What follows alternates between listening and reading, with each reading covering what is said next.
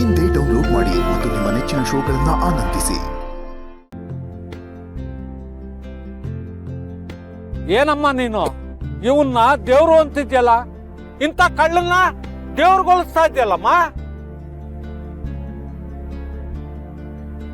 ಹೌದು, ನಾನ್ ಇವ್ರನ್ನ ಆ ದ್ಯಾವ್ರಿಗೆ ಹೋಲಿಸ್ತೇನೆ. ಯಾಕಂದ್ರೆ ಇವ್ರಲ್ಲಿ ಆ ದ್ಯಾವ್ರಂತ ಗುಣ ಐತೆ. ಎಲ್ರಿಗೂ ಬರೀ ಒಳ್ಳೇದೇ ಮಾಡ್ಬೇಕು ಅಂತ ಅನ್ಕೊಂಡಿರೋ ಇವ್ರು ಕೆಟ್ಟ ಕೆಲ್ಸ ಮಾಡಕ್ಕೆ ಸಾಧ್ಯನೇ ಇಲ್ಲ. ಈ ಹುಡ್ಗನ್ ಮಾತ್ ಕೇಳ್ಕೊಂಡು ಇಂಥ ದ್ಯಾವ್ರ ಮೇಲೆ ಅಪವಾದ ಮಾಡ್ಬೇಡಿ. ಅಲ್ಲಮ್ಮ, ಮಕ್ಕಳನ್ನ ದೇವ್ರು ಅಂತಾರೆ, ಸುಳ್ಳು ಹೇಳಲ್ಲ ಅಂತಾರೆ.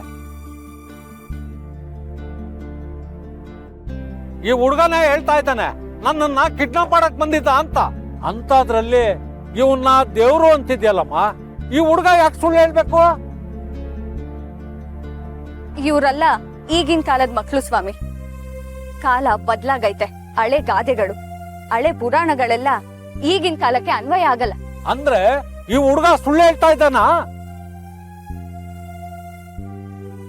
ಇಲ್ಲ ಇಲ್ಲ, ನಾನು ಸುಳ್ಳು ಹೇಳ್ತಿಲ್ಲ.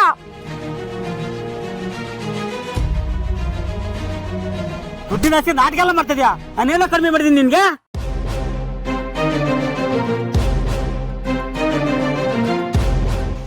ಈ ಹುಡುಗ ನಿಮ್ಮ ಮಗನ? ಹೌದು ಸರ್, ದಯವಿಟ್ಟು ಕ್ಷಮಿಸ್ಬಿಡಿ. ನಿಮ್ಮ ಮಿನಿಸ್ಟರ್ ಮನೆಯವ್ರ ಅಂತ ನನಗೆ ಗೊತ್ತಿರ್ಲಿಲ್ಲ.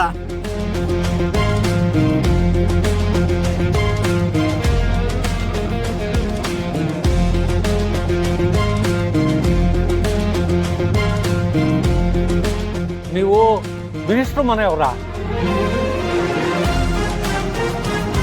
ನಾನು ಆಗ್ಲೇ ಹೇಳಿಲ್ವಾ ಇವ್ರನ್ನ ಟಿವಿಲಿ ನೋಡಿದ್ದೀನಿ ಅಂತ. ಸರ್, ನೀವು ವೀರೇಂದ್ರ ದೇಸಾಯಿ ಸರ್ ಅವರ ಪಿ ಅಲ್ವಾ?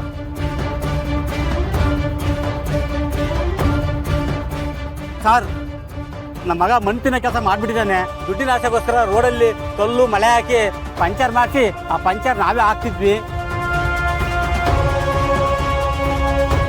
ನಮ್ಮಿಂದನೇ ನಮ್ಮ ಮಗನು ಹಾಳಾಗಿದ್ದಾನೆ. ಅವನು ದುಡ್ಡಿನ ಆಸೆಗೆ ಯಾರ್ದೋ ಮಾತು ಕೇಳ್ಕೊಂಡು ಈಗೆಲ್ಲ ಮಾಡಿದ್ದಾನೆ ಸರ್. ಯಾರು ಹೇಳ್ಕೊಟ್ಟಿದ್ದು ನಿಂಗೆ ಈ ಥರ ಎಲ್ಲ ಮಾಡೋದಕ್ಕೆ? ಗೊತ್ತಿಲ್ಲ ಅಣ್ಣ, ಸಾರಿ ಅಣ್ಣ. ಯಾರೋ ಒಬ್ಬ ಬಂದು ದುಡ್ಡು ಕೊಟ್ಟ, ನಿಮ್ ಗಾಡಿ ತೋರಿಸಿ ಈ ತರ ಎಲ್ಲ ಮಾಡು ಅಂತ, ಅದಕ್ಕೆ ಮಾಡ್ಬಿಟ್ಟೆ.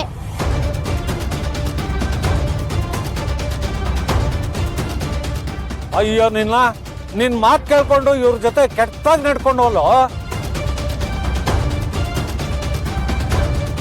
ಕ್ಷಮಿಸಿ ಸರ್, ಈ ಹುಡುಗನ್ನ ನಾವು ಸುಮ್ಮನೆ ಬಿಡೋಲ್ಲ. ಪರವಾಗಿಲ್ಲ ಬಿಡಿ, ಅವನು ತಿಳಿದೇನೋ ತಪ್ಪು ಮಾಡಿದ್ದಾನೆ. ಅಲ್ಲ, ನೀವಾದ್ರೂ ಸ್ವಲ್ಪ ಹಿಂದೆ ಮುಂದೆ ಯೋಚನೆ ಮಾಡಿ ಮಾತಾಡ್ಬೇಕಾಯ್ತು.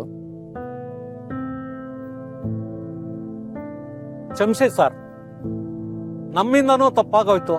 ನೀವಿನ್ನು ಹೊರಡಿ ಸರ್. ಸರಿ, ಆಗ್ಲಿ. ನಮಗ ಬರ ಇಲ್ಲಿ. ದುಡ್ಡುಗೋಸ್ಕರ ಯಾವತ್ತೂ ಇಂಥ ಕೆಲ್ಸಗಳು ಮಾಡಬಾರದು. ಚೆನ್ನಾಗಿ ಓದಿ ಚೆನ್ನಾಗಿರೋ ಕೆಲಸ ತಗೋಬೇಕು, ಆಯ್ತಾ? ಊಟಕ್ಕೋ ಓದ್ಗೋ ಏನಾದ್ರೂ ತೊಂದರೆ ಆದ್ರೆ ನನ್ನ ಹತ್ರ ಬರಬೇಕು, ನನಗೆ ಸಹಾಯ ಮಾಡ್ತೀನಿ. ತಗೋ, ಹಿಡ್ಕೊ, ಹೊರಟ್ ಬನ್ನಿ.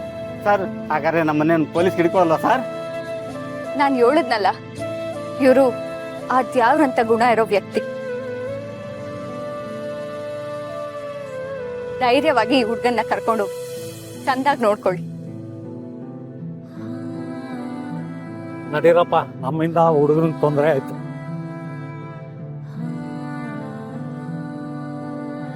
ಸಾವಿತ್ರಿ, ನೀನೇನು ಇಲ್ಲಿಗೆ ಯಾಕೆ ಬರಕ್ ಹೋದೆ? ನೀವು ನನ್ನ ಜೀವನನ ಕಾಪಾಡಿವ್ರಿ.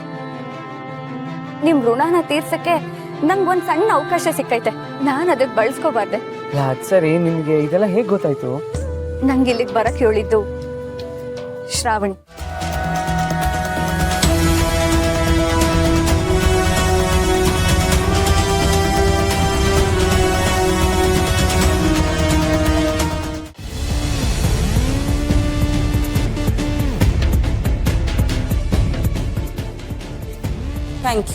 Thank you so much. ಉಳಿದದನ್ನೆಲ್ಲ ನಾನು ನೋಡ್ಕೋತೀನಿ.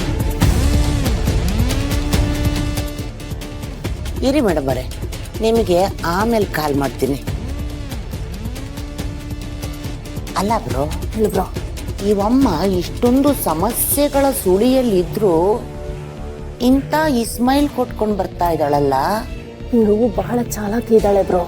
ಎಂತ ಪ್ರಾಬ್ಲಮ್ ಬಂದ್ರು ಈಸಿಯಾಗಿ ಮುಸುಳ್ಕೊಂಡ್ಬಿಡ್ತಾಳೆ. ಆದ್ರೂ ಬ್ರೋ, ಇವಮ್ಮ ಇದ್ದಕ್ಕಿದ್ದಂಗೆ ಇಷ್ಟೊಂದು ಆರಾಮಾಗಿದ್ದಾಳೆ ಅಂದ್ರೆ ಇದಕ್ಕೇನ್ ಕಾರಣ ಇರ್ಬೋದು, ಏನಾಗಿರ್ಬಹುದು? ಅದನ್ನ ನೀನೇ ಹೋಗಿ ವಿಚಾರಿಸ್ಬೇಕು ಬ್ರೋ. ಹೋಗಿ ವಿಚಾರಿಸ್ಕೊಂಡು ಹೋಗು. ಹಂಗಂತೀರ? ಬಾಯ್ ಬಿಡ್ಸಿ ಹೋಗು ಬ್ರೋ. ಹುಷಾರ, ಎದ್ದೇಳು ಬ್ರೋ.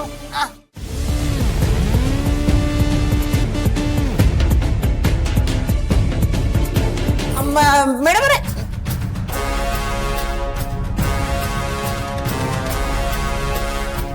ಇವಮ್ಮ ಏನೋ ಮಾತಾಡ್ದಂಗೆ ಹೋಗ್ಬಿಟ್ಲಲ್ಲ. ಇದೇನ್ ಕಾಂತು ಬ್ರೋ, ಕೇಳ್ತೀನಿ ಅಂತ ಸುಮ್ಮನಾಗ್ಬಿಟ್ಟಿಯಲ್ಲ. ಸುಮ್ನಿರು ಬ್ರೋ, ಆ ಯಮ್ಮ ಮುಖ ಉಚ್ಕೊಂಡಿದ್ಲು. ಆಕಿ ಈ ಸಿಟ್ಟಲ್ಲಿದ್ದಾಗ ಮಾತಾಡ್ಸಕ್ ಹೋಗ್ಬಾರ್ದು. ಈ ಮಳೆ ಬಂದಾಗ ಕರೆಂಟ್ ಕಂಬದ ಹತ್ರ ಹಿಂಗ್ ನಿಂತ್ಕೊಂಡ್ರೆ ಕರೆಂಟ್ ಹೊಡೆದ್ ಬಿಡುತ್ತಲ್ಲ, ಹಂಗೆ ಆ ಅಮ್ಮ ಸಿಟ್ಟಲ್ಲಿದ್ದಾಗ ಮಾತಾಡ್ಸಿದ್ರೆ ನಾವು ಸುಟ್ಟು ಬೂದಿ ಹಾಕ್ಬಿಡ್ತೀವಿ. ಆ ಅಮ್ಮ ಒಂಥರ ಮಹಾಕಾಳಿ ತರ ಕಿತ್ತು ಬಿಡ್ತಾಳೆ ತ್ರಿಶೂಲ ತಗೊಂಡು. ಸುಮ್ಮನಿರು, ನೋಡೋಣ ಏನಾಗುತ್ತೆ ಅಂತ. ಆದ್ರೂ ಇಷ್ಟೊಂದು ಸ್ಮೈಲ್ ಇದೆಯಲ್ಲ ಆಕಿ ಮುಖದ ಮೇಲೆ, ಇಷ್ಟೊಂದು ಸಮಸ್ಯೆಗಳ ಸುಳಿಯಲ್ಲಿದ್ರು ಏನಿದರ ಗುಟ್ಟು? ಈ ಶ್ರಾವಣಿನೇ ವಿಜಯಾಂಬಿಕೆಗೆ ಗುನ್ನ ಕೊಟ್ಟಿರ್ಬೇಕು ಅಂತ ಅನ್ನಿಸ್ತಾ ಇದೆ ನನಗೆ. ಹಂಗೆ ಅಂತೀನಿ ಬ್ರೋ. ಅಯ್ಯೋ,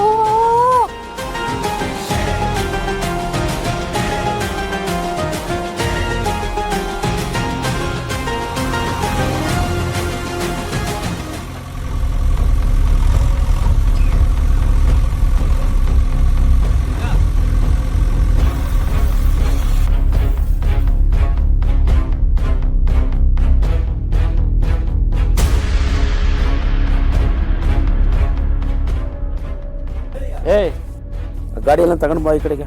ಈ ಕಡೆಗೆ ಹಾಕು. ಈ JCB ಯಾಕೆ ಇಲ್ಲಿಗೆ ಬಂದಿದೆ? ಅದನ್ನೆಲ್ಲ ಕೇಳಕ್ ನೀವ್ಯಾರು? ಇಂದ್ರಮ್ಮ ಅಂದ್ರೆ ನೀವೇನಾ? ಇಲ್ಲ, ನಾವಿಲ್ಲಿ ಕೆಳಗಡೆ ಮನೇಲಿ ಬಾಡಿಗೆಗಿದ್ದೀವಿ. ಆದ್ರೆ ನೀವ್ ಯಾಕೆ ಇಲ್ಲಿಗೆ ಬಂದಿದ್ದೀರಾ? ನಾವು ಬ್ಯಾಂಕಿಂದ ಬಂದಿರೋದು. ಈ ಮನೆ ಮೇಲೆ ಲೋನ್ ಇದೆ. ಈ ಮನೆ ಮೇಲೆ ಲೋನ್ ತಗೊಂಡವರು ವಾಪಸ್ ಕಟ್ಟಿಲ್ಲ. ಏನು, ಈ ಮನೆ ಮೇಲೆ ಲೋನ್ ಇದೆಯಾ? ಹೌದು ಮೇಡಮ್, 100 ಸಲ ಆಲ್ರೆಡಿ ನಾವು ನೋಟಿಸ್ ಕೊಟ್ಟಿದ್ದೀವಿ. ಯಾವ ನೋಟಿಸ್ಗೂ ರಿಪ್ಲೈ ಮಾಡಿಲ್ಲ. ಅದಕ್ಕೆ ಕೋರ್ಟಿಂದ ಆರ್ಡರ್ ತಂದಿದ್ದೀವಿ. ಏನ್ ಆರ್ಡರ್ ಇದು? ಈ ಮನೆನ ಡೆಮಾಲಿಷನ್ ಮಾಡಿ ಈ ಸೈಟ್ನ ಬ್ಯಾಂಕಿಂದ ಹರಾಜಾಗ್ತೀವಿ.